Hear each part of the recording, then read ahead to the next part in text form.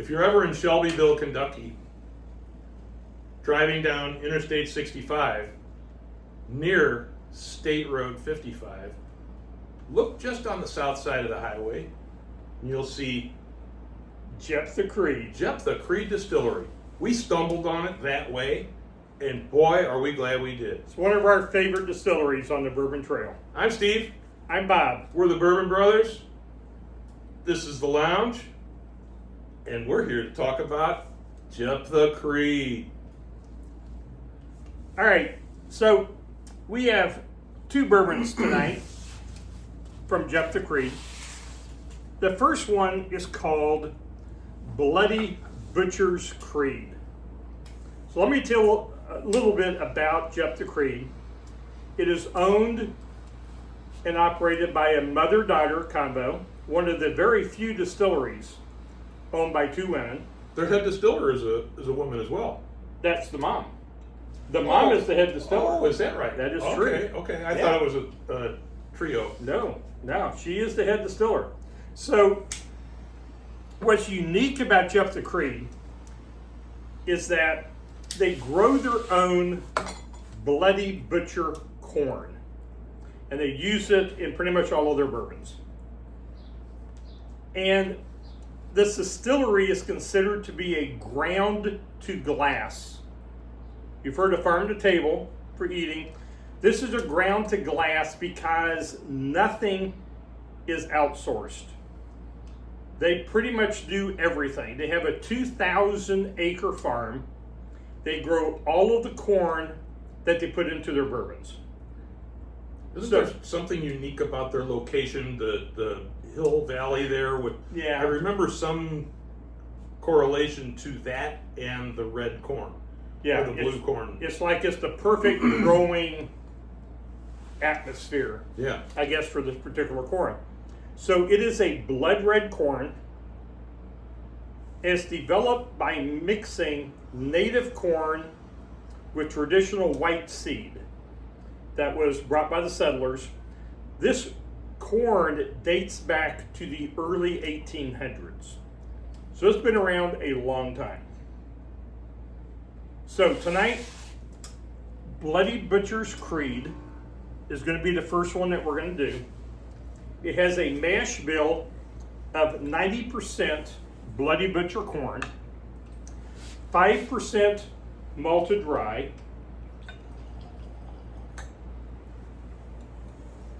and 5% malted barley.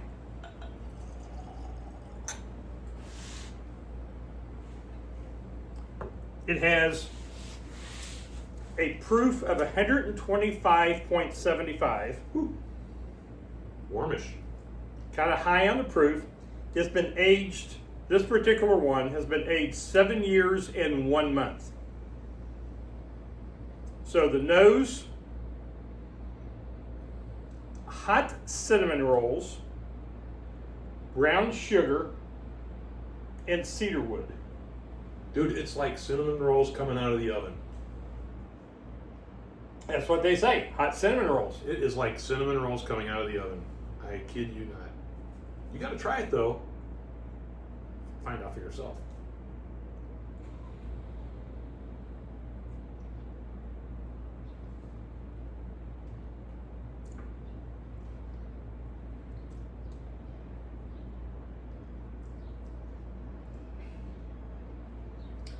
For the proof that it is, it's not hot like I expected it to be. It's not hot. Definitely dries my mouth out. Yeah. No doubt about that.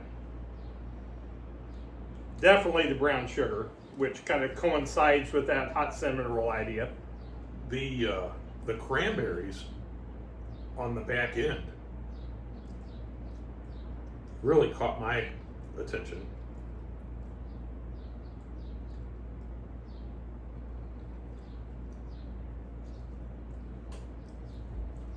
Yeah, you really do get that cranberry flavor at the end. Right at the On that very back finishing, end, yeah. It's really good. Like that. This could be a Wow. this could be a regular sipper here. I don't know what the the bottle cost was, if it warrants being a daily sipper, but I think it was about, I don't know, 70, 80. I can't really remember. it's right there in the pocket. Yeah. But we'll be doing more Jeptha Creed. And what's interesting, whenever we were at Jeptha Creed and we were buying some other bottles, we saw these two, and they are very unlike any of the other Jeptha Creed bottles. And we will do some tastings later on and try out some of the others, and you'll be able to see in some of the future episodes how different these bottles are compared to their normal bottles. So we'll reference that whenever we do the other ones, and just kind of remind you, we may bring one of these bottles back to kind of show you the difference. But we were checking out, having bought too many bottles of Jeptha Creed, and we saw these sitting on the side. It was like, okay, so tell us about these two. And these are both kind of limited production ones. And as you might expect, they were very willing to give us tastes of each. And as you may have guessed, we decided, okay, we'll take both. Well, actually, it was, my wife was with me, and I said, so which one do you like? Thinking I was going to buy one. And she said, I like both of them. We need to buy both. And Let's take both, Bob. And so we just added it to our haul from Jeptha Creed. But yeah, Jeptha Creed, the distillery, absolutely wonderful. We have not done a tour yet, but we've heard the tour is amazing. We did a tasting a few years ago whenever Steve and I were there. Tasting was great. They have just a really nice facility. They have a large outdoor area. I know they do concerts during the nice months. And so we are really wanting to go back. It's funny, we were driving down the highway and I saw this antique truck. Yeah. The antique truck sitting in front of their store caught my eye before I realized it was a distillery, and I was like, wait, turn around, I gotta go see that truck. What is that? And we went back to see the truck and we found this gold mine. I mean, this is probably It was a wonderful surprise. third or fourth Jeptha Creed. Well, counting the tasting that we did, this is probably the fifth Jeptha Creed I've Probably tasted. so. And It's become one of our favorites, if you have not figured that out yet. They're excellent. Yeah. This is very good. Yeah, so when you're on the bourbon trail, make sure, they're considered a craft distillery because they don't produce a lot of bottles, and some of the bottles are sold only at the distillery, and that's kind of what we tend to, whenever we do the bourbon trail, we really are gravitating toward bourbons you're not going to find at your local grocery stores or your local liquor stores, things that are unique. Are they even sourced outside the distillery at all? I do not know. I don't think they are. I've not seen them on the shelves before, but I think everything that they have is distillery only. So if you want to get it, you got to go there. And highly suggest you go there. And I would make it a point to go there. It's right just east of the intersection of State 55 and Interstate 64, just outside Shelbyville, Kentucky. It's really worthwhile. It's worth the stop. You stop there and you're going to end up walking around the store for a half an hour. You're going to end up having a tasting. It's going to take another hour. And you might as well sign up for the tour. Yeah. We didn't, and we should have. Yep. And we will the next time we're there. And we will be back. No doubt about it. There is no doubt. So yeah. Excellent start with this one. I really like this one. Yeah, this is very good. Okay, the cigar tonight. We are smoking a DSR nub. So DSR stands for Dominican Short Run. If you're not familiar with the nub, you can tell they are really short, about the third the size of a typical cigar. This is a 4-inch 60 ring gauge, I believe. So let me read to you a little bit about DSR. It is a handmade masterpiece from the cigar brainiacs behind the super popular and best-selling Dolce Vita brand. Dolce Vita is supposed to be a very good cigar. I've never had a Dolce Vita. These, I mean, we actually stumbled on these through a friend. Yeah. Who has a connection for some good cigar prices, and we get these for a ridiculously low price. We even call them Econo nubs. But I mean, it's a good. I've not had the nub before. I've had the DSR before, and probably a Toro maybe. I've never had the nub. This has become one of my favorite cigars. I can understand why. This is a nice cigar. It's got a great flavor. The cost, I mean, for an economical cigar, these are excellent. Yeah. It's got a creamy Connecticut wrapper, Dominican filler, considered a medium-bodied cigar. But yeah, this is just a really nice everyday smoke.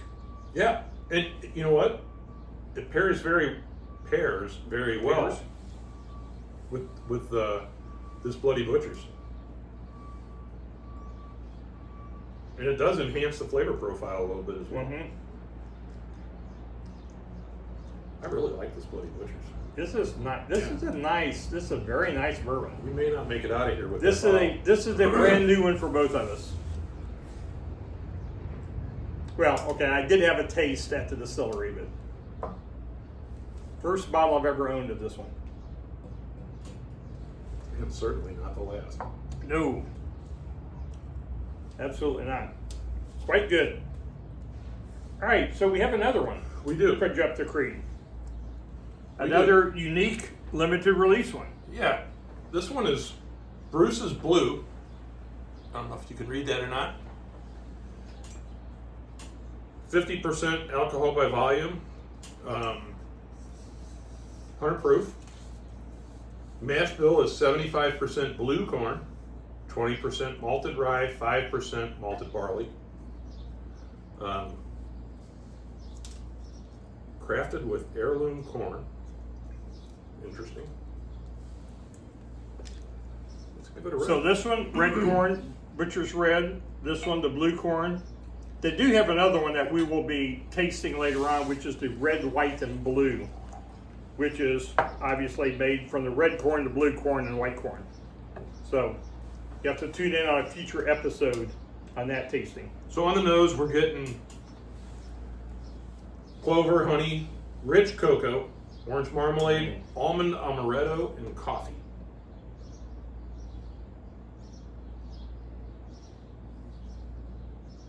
So I really like amaretto, and I'm picking that up easily on this one. That and the orange marmalade. Or a combination of the two. Mm-hmm. Tasting notes, cola, sugary dates, cocoa powder, maple, clove. And it finishes with a white pepper, mint, creme brulee, and pipe tobacco, which you're going to be more familiar with than I am, but give it a taste.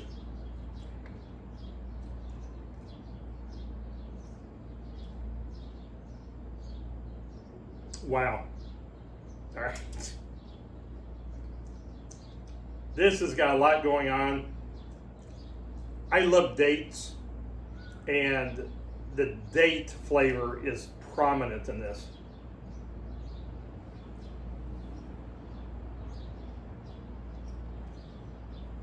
This wow. is really complex. This is really good.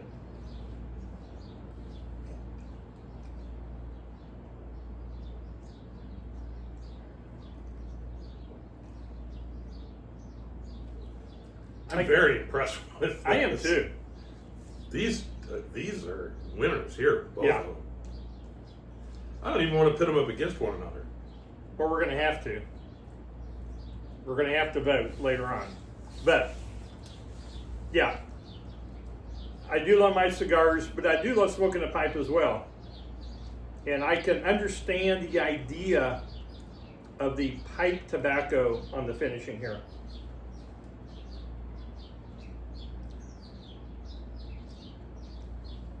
I almost wish I had a pipe now to pair with this.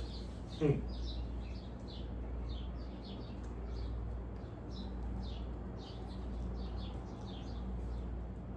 Man, I am super impressed with both these. Yeah.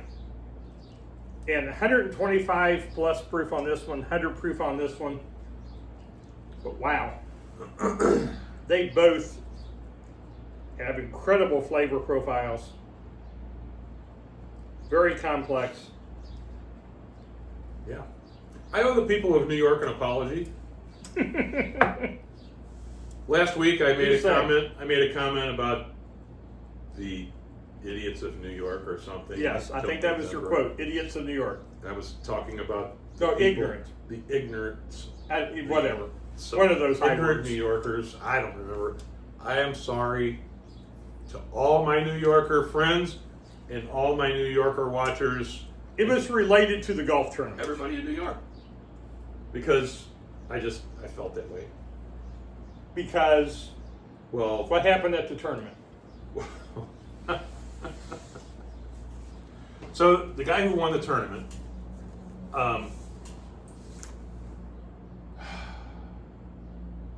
now his name is escaping me. Is it Wyndham Clark? Wyndham Clark. There you go. Won the tournament, and he's done some stupid things in the past to raise the ire of golf fans. I get that. He kicked in a locker at Oakmont last year. He got. Well, that's not cool. No, and he was actually told never to come back. But he would be on the tee, and the people in the crowd were yelling at him, "Hit it in the bunker!"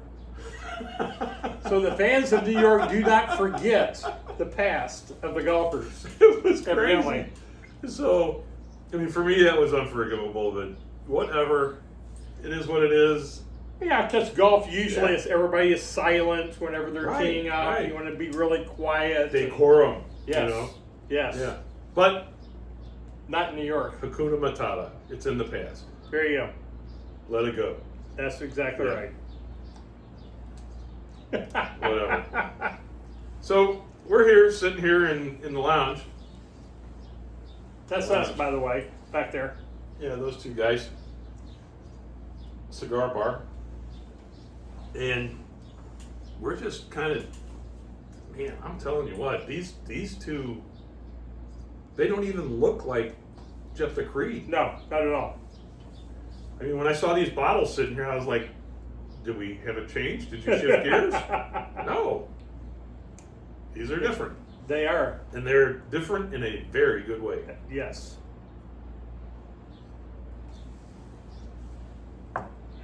Wow. So a DSR. I like these. Yeah. I really do like these. And what's like the price point of these? I don't know if we can divulge that or not. I mean, but they're really economical. Yeah. They're a definite everyday type smoke. I think for people like us. I saw them online at Thompson's, and I think for a brick, they were $49. And a brick being 20 cigars. So, okay, I was an English teacher, so I'd have to start thinking a little bit harder for math type stuff. But what's 50 divided by $4 or by 40? Yeah. By 20. 50 by 20 is that many. So there you go. I wasn't a math major either. There you go. All right. So you math people out there, you can figure it out. So anyway, given that they are very economical cigars, but really, really good. If you've tasted these before, please, in the comments, let us know what your thoughts are. Yeah. And by all means, if you haven't taken a trip, Shelbyville's not very far outside of Frankfurt. So, like if you go to Frankfurt for the Buffalo Trace experience, just get on 65 and head, I think it's east of Frankfurt on 65 or north, and I think maybe west, but that's right. Okay. One of those directions there, yes. I don't have a map in front of me. So I understand. I can't speak to it, but they're right on the side of the highway. You almost can't miss it. Look for the antique truck sitting in front of the store. It's amazing. It's a definite stop on the Bourbon Trail. We have our favorites on the Bourbon Trail. We've been to quite a few of the distilleries, but this one they just have a lot going on. They have a lot of really good bourbons, and it's a great experience. I mean, for me, I could go over and stay in Frankfurt. Yes. Make a trip to Buffalo Trace every morning. For the allocated, because for whatever's allocated. Yes. And then make a trip out to Castle and Key. Another one of our absolute favorites. And then on the way back, stop at Jeptha Creed. Yeah. Or make Jeptha Creed the next day's visit. Yeah. Because, I mean, those 3 distilleries. Probably at the top. Very top. Yeah. At the very top. I mean, Glens Creek. Glens Creek is, we'll need to do a review. You know, the Flipping the Bird from Glens Creek. It's a no, great story. We're not going to flip the bird at you, but we have a story about flipping. It's a great story, and it's a cool story. They did a really cool job with it, and they've since we were there the first time, they changed their label. Yes. To more represent what they are, the real bourbon. But this is very good. Yep. Hey, thanks for watching. We really appreciate it. Please subscribe, like, share, comment, all those things. And if you didn't already know it, I'm Steve. I'm Bob. We're the Bourbon Brothers. This is the Lounge. And hey, thanks for watching. Appreciate it.